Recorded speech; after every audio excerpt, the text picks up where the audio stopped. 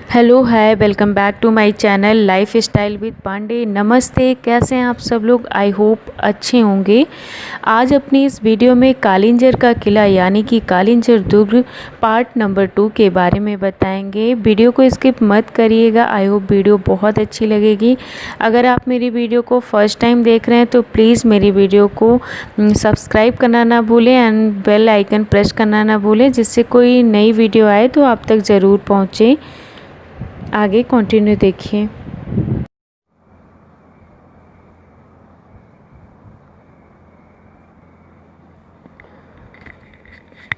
1469 में अकबर ने यह दुर्ग जीता और बीरबल को उपहार स्वरूप प्रदान किया। बाबर एवं अकबर आदि के द्वारा इस दुर्ग पर अधिकार करने के लिए किए गए प्रयत्नों के विवरण बाबरनामा, आईने अकबरी आदि ग्रंथों में मिलते हैं। बीरबल के बाद इस दुर्ग पर बुंदेल राजा छत्रसाल का अधिकार हो गया। इसके उपरांत पन्ना के शासक हरदेव शाह ने इस पर अधिकार कर लिया। 1812 ईस्वी में यह दुर्ग अंग्रेज़ों के नियंत्रण में आ गया। ब्रितानी नौकरशाहों ने इस दुर्ग के कई भागों को नष्ट भ्रष्ट कर दिया। दुर्ग को पहुंचाए गए नुकसान के चिन्ह अभी भी इसकी दीवारों एवं अंदर के खुले प्रांगण में देखे जा सकते हैं। 1857 के प्रथम भारतीय स्वतंत्रता संग्राम के समय इस पर एक ब्रितानी टुकड़ी का अधिकार था। भारत की स्वतंत्रता प्राप्त के साथ ही यह दुर्ग भारत सरकार के नियंत्रण में आ गया।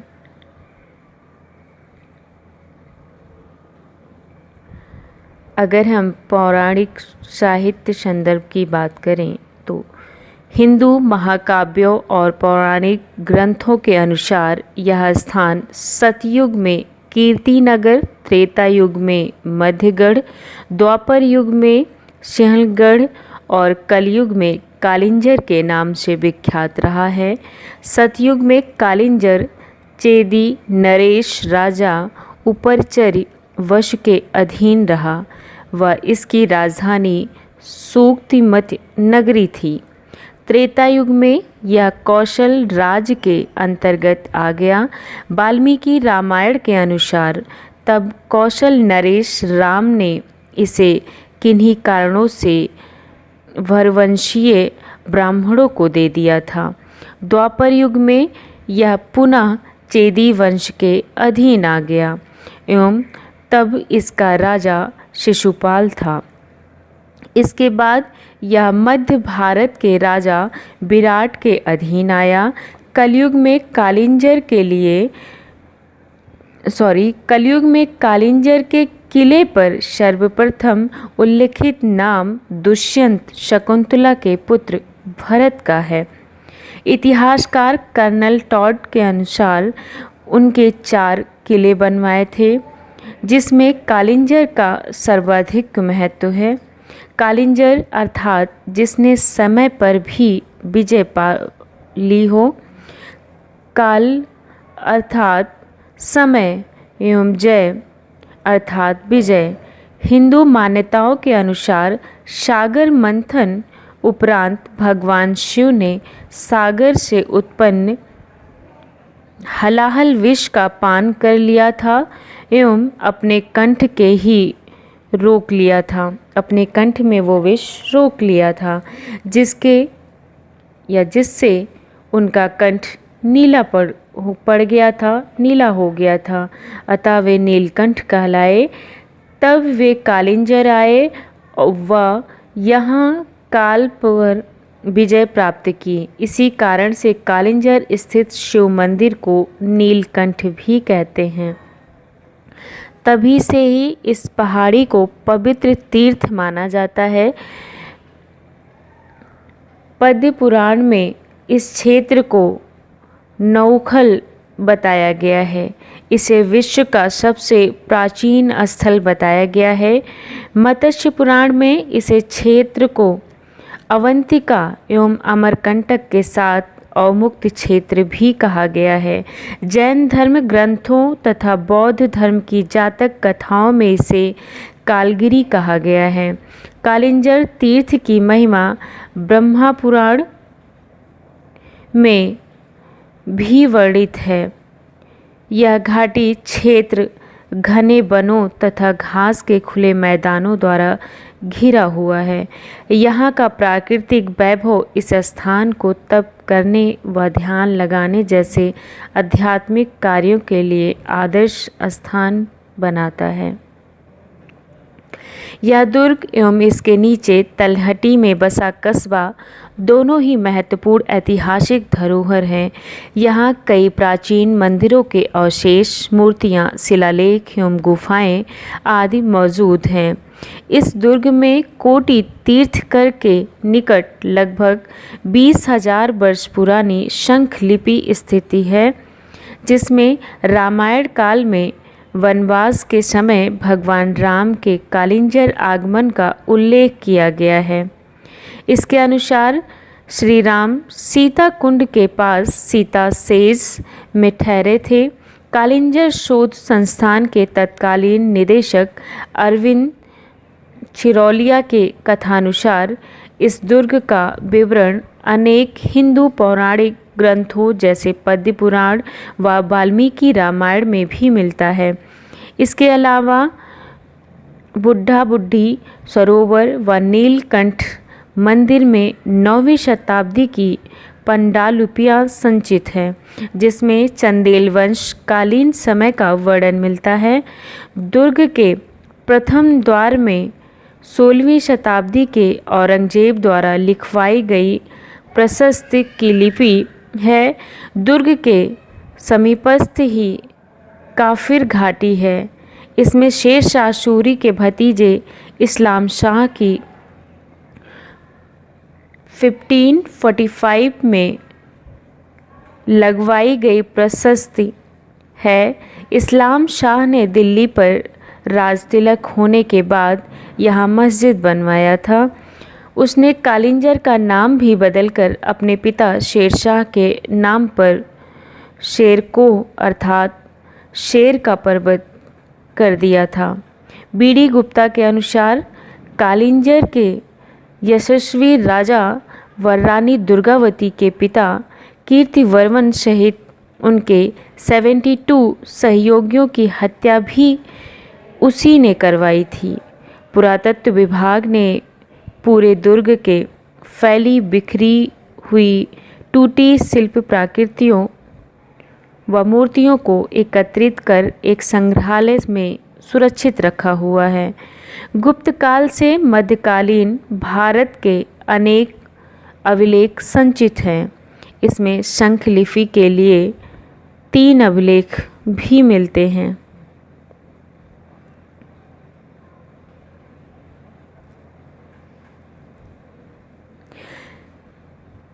किले के पश्चिम भाग में कालिंजर का अधिष्ठा देवता नीलकंठ महादेव का एक प्राचीन मंदिर भी स्थापित है।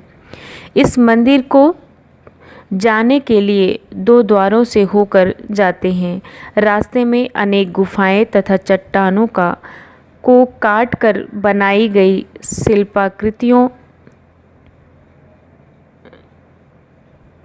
शिल्पकृतियाँ बनाई गई हैं।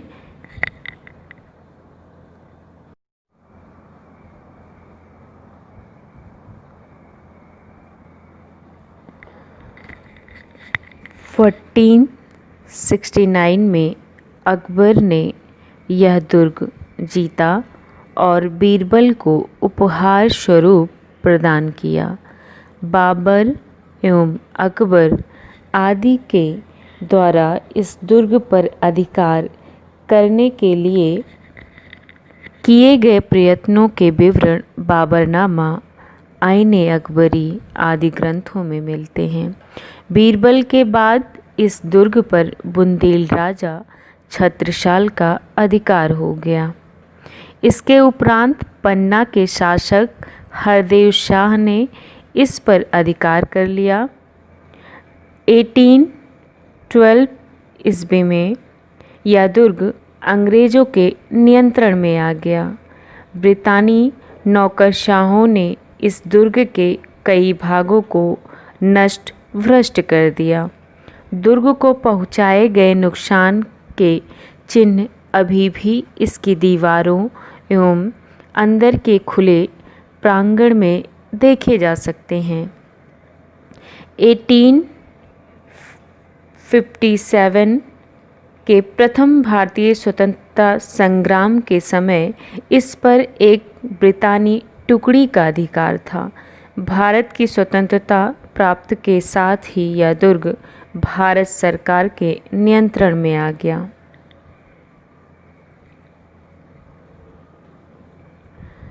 अगर हम पौराणिक साहित्य संदर्भ की बात करें तो हिंदू महाकाव्यों और पौराणिक ग्रंथों के अनुसार यह स्थान सतयुग में कीर्तिनगर, त्रेता युग में मध्यगढ़, द्वापर युग में सिंहलगढ़ और कलयुग में कालिंजर के नाम से विख्यात रहा है।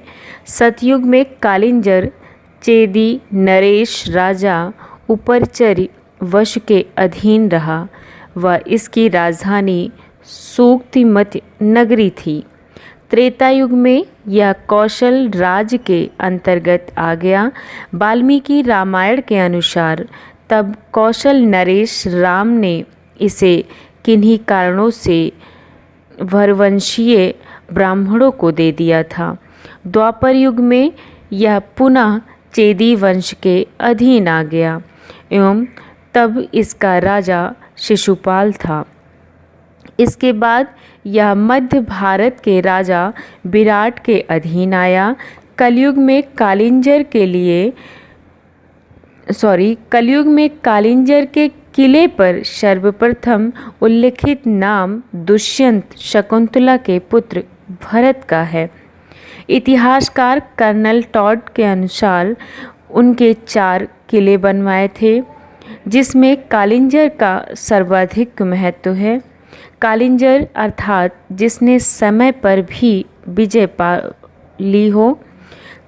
काल अर्थात समय एवं जय अर्थात विजय। हिंदू मान्यताओं के अनुसार सागर मंथन उपरांत भगवान शिव ने सागर से उत्पन्न हलाहल विष का पान कर लिया था एवं अपने कंठ में वो विष रोक लिया था, जिससे उनका कंठ नीला हो गया था, अतः वे नीलकंठ कहलाए।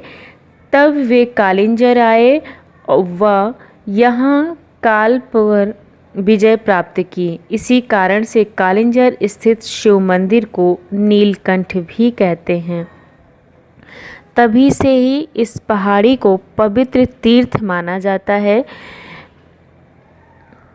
पद्म पुराण में इस क्षेत्र को नौखल बताया गया है। इसे विश्व का सबसे प्राचीन स्थल बताया गया है। मत्स्य पुराण में इसे क्षेत्र को अवंतिका एवं अमरकंटक के साथ अवमुक्त क्षेत्र भी कहा गया है। जैन धर्म ग्रंथों तथा बौद्ध धर्म की जातक कथाओं में इसे कालगिरी कहा गया है। कालिंजर तीर्थ की महिमा ब्रह्मा पुराण में भी वर्णित है। यह घाटी क्षेत्र घने वनों तथा घास के खुले मैदानों द्वारा घिरा हुआ है। यहाँ का प्राकृतिक वैभव इस स्थान को तप करने व ध्यान लगाने जैसे आध्यात्मिक कार्यों के लिए आदर्श स्थान बनाता है। यह दुर्ग एवं इसके नीचे तलहटी में बसा कस्बा दोनों ही महत्वपूर्ण ऐतिहासिक धरोहर हैं। यहाँ कई प्राचीन मंदिरों के अवशेष, मूर्तियाँ, शिलालेख एवं गुफाएं आदि मौजूद हैं। इस दुर्ग में कोटि तीर्थकर के निकट लगभग 20,000 वर्ष पुरानी शंख लिपि स्थित है, जिसमें रामायण काल में वनवास के समय भगवान राम के कालिंजर आगमन का उल्लेख किया गया है। इसके अनुसार श्री राम सीता कुंड के पास सीता सेज में ठहरे थे। कालिंजर शोध संस्थान के तत्कालीन निदेशक अरविंद चिरौलिया के कथानुसार इस दुर्ग का विवरण अनेक हिंदू पौराणिक ग्रंथों जैसे पद्म पुराण व वाल्मीकि रामायण में भी मिलता है। इसके अलावा बुढ़ा बुढ़ी सरोवर व नीलकंठ मंदिर में 9वीं शताब्दी की पंडालुपियाँ संचित हैं, जिसमें चंदेल वंश कालीन समय का वर्णन मिलता है। दुर्ग के प्रथम द्वार में 16वीं शताब्दी के औरंगजेब द्वारा लिखवाई गई प्रशस्ति की लिपि है। दुर्ग के समीपस्थ ही काफिर घाटी है। इसमें शेर शाह सूरी के भतीजे इस्लाम शाह की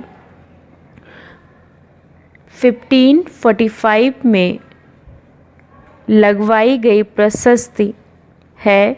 इस्लाम शाह ने दिल्ली पर राजतिलक होने के बाद यहाँ मस्जिद बनवाया था। उसने कालिंजर का नाम भी बदलकर अपने पिता शेरशाह के नाम पर शेरको अर्थात शेर का पर्वत कर दिया था। बीडी गुप्ता के अनुसार कालिंजर के यशस्वी राजा व रानी दुर्गावती के पिता कीर्तिवर्मन सहित उनके 72 सहयोगियों की हत्या भी उसी ने करवाई थी। पुरातत्व विभाग ने पूरे दुर्ग के फैली बिखरी हुई टूटी शिल्प प्राकृतियों व मूर्तियों को एकत्रित कर एक संग्रहालय में सुरक्षित रखा हुआ है। गुप्त काल से मध्यकालीन भारत के अनेक अभिलेख संचित हैं। इसमें शंख लिपि के लिए 3 अभिलेख भी मिलते हैं।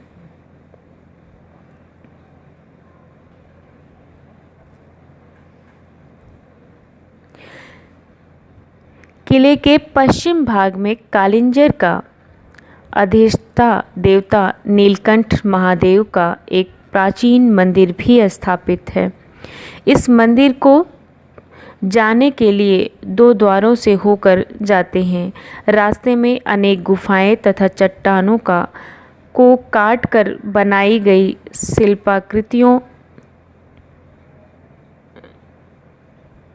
शिल्पकृतियाँ बनाई गई हैं।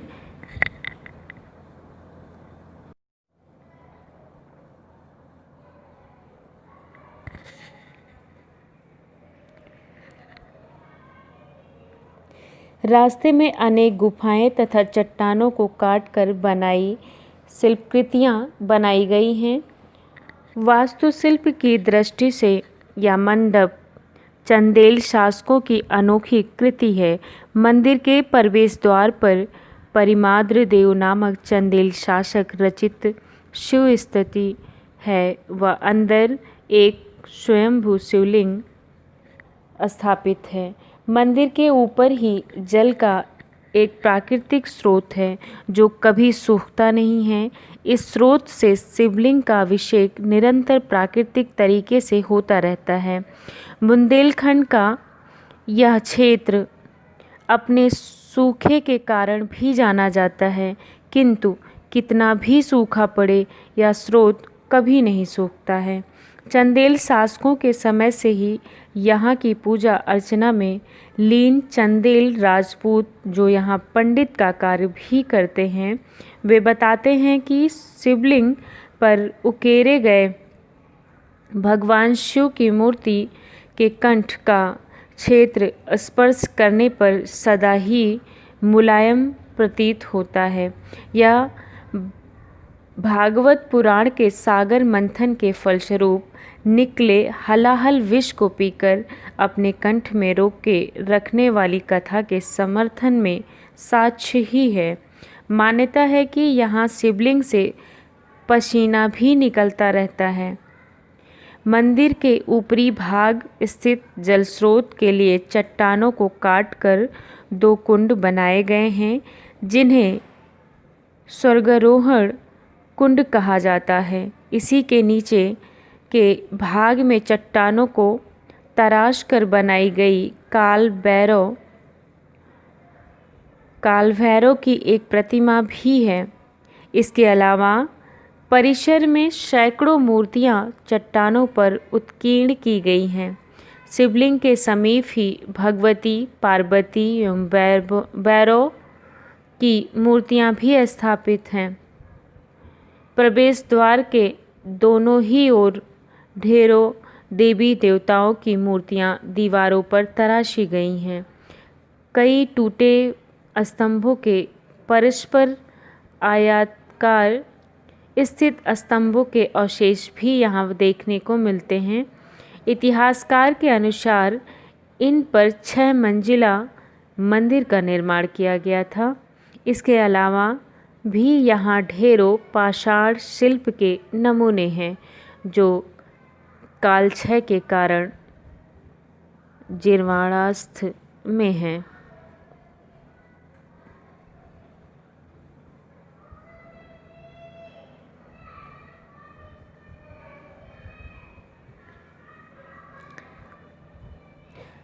अगर हम ग्रंथों की बात करें तो कालिंजर का उल्लेख उनके युगों से होता आया है।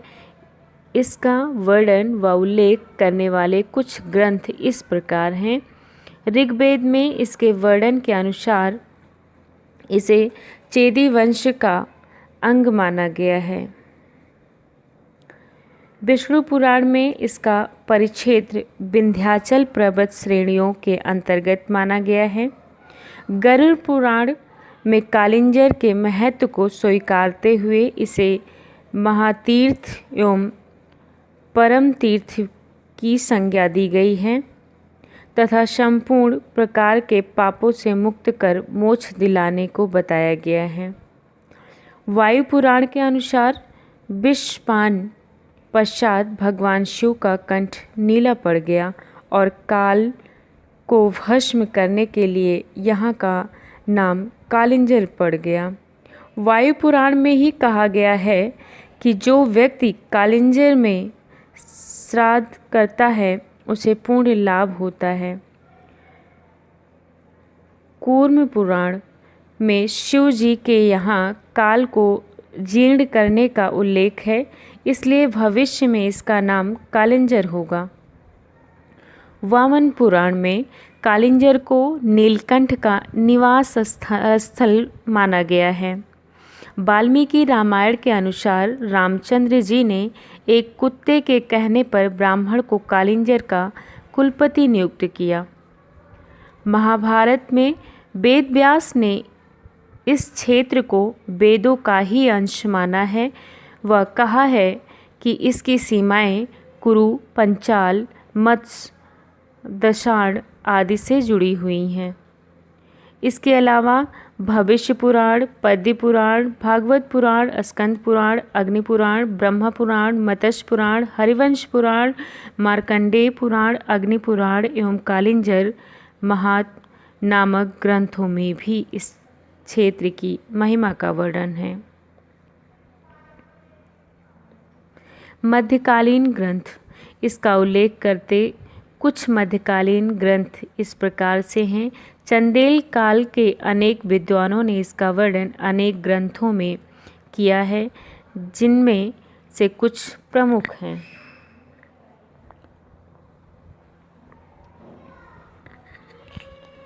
प्रबोध चंद्रोदय, रूप कष्टकम, आल्हाखंड आदि।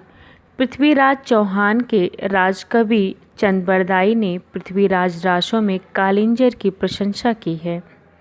मध्यकाल 16वीं शताब्दी में यह सुल्तानों के अधीन हो गया, तब की लिखी पुस्तकों में भी इसका उल्लेख मिलता रहा है। मुगल काल में इसका उल्लेख बाबरनामा एवं आईने अकबरी में आता है।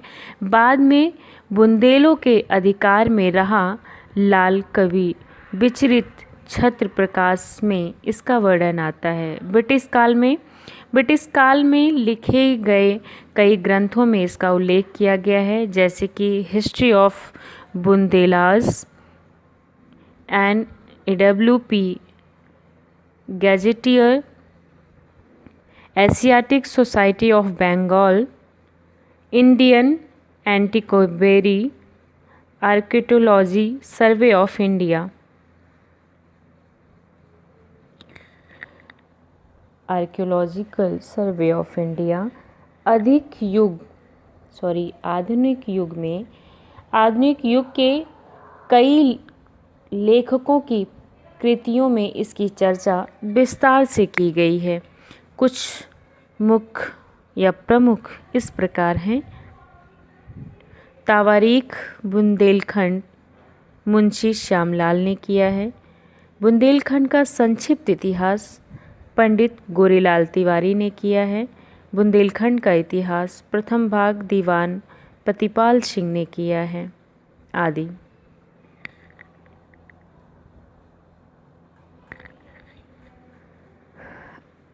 साहित्य ग्रंथ। यहाँ की भूमि पर बैठकर ही अनेक ऋषियों मुनियों ने वेदों की रचनाओं का सृजन किया था। यहीं नारद संहिता, बृहस्पति सूत्र आदि की रचना हुई। आदि कवि वाल्मीकि ने यहीं वाल्मीकि रामायण का सृजन किया।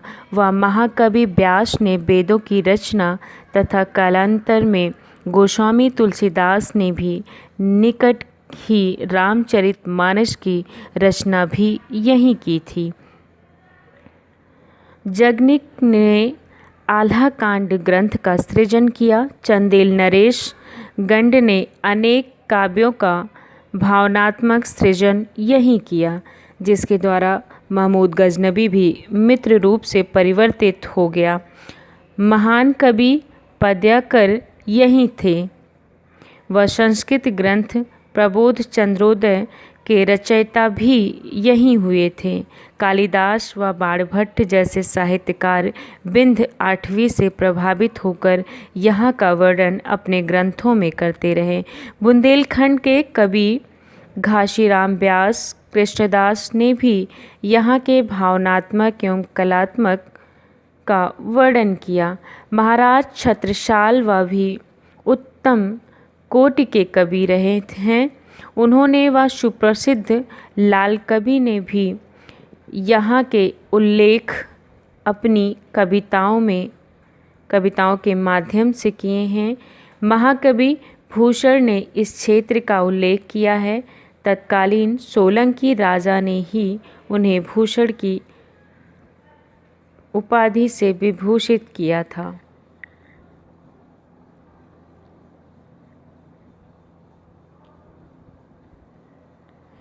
इसी के साथ कालिंजर का किला पार्ट 2 एंड होता है। आई होप आप लोगों को मेरी वीडियो अच्छी लगी होगी। Thank you for watching my video. अपना ध्यान रखिएगा।